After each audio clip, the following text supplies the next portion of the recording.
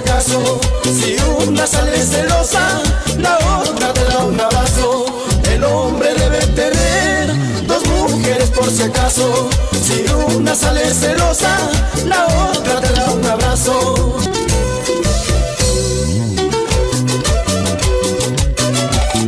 Voces extraordinarias,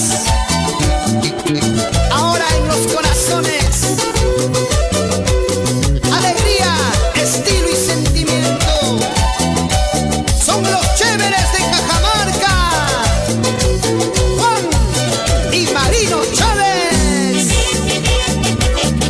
Chévere que chévere, chévere que chévere, chévere María, para ti.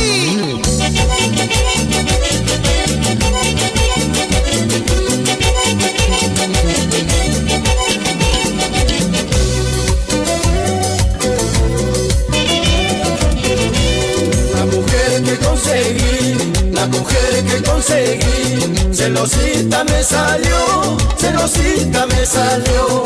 Y otros no le dicen nada, y otros no le dicen nada. Y que hacen peor que yo, y que hacen peor que yo.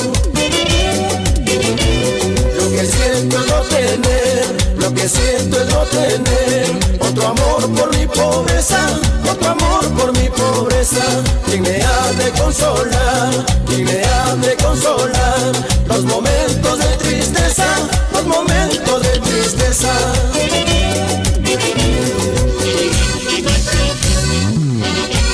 Ay, ay, ay, flaquita linda, resultaste celosita.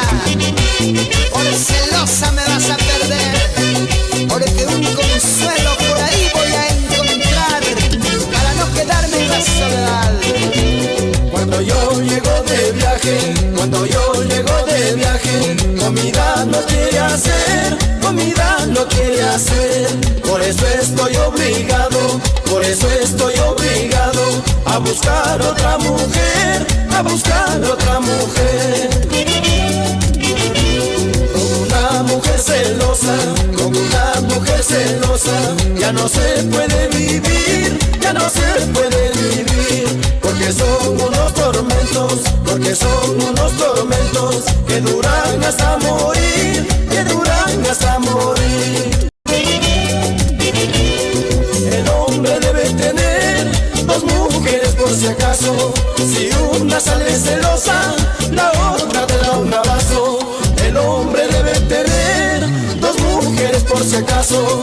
Si una sale celosa, la otra te da un abrazo.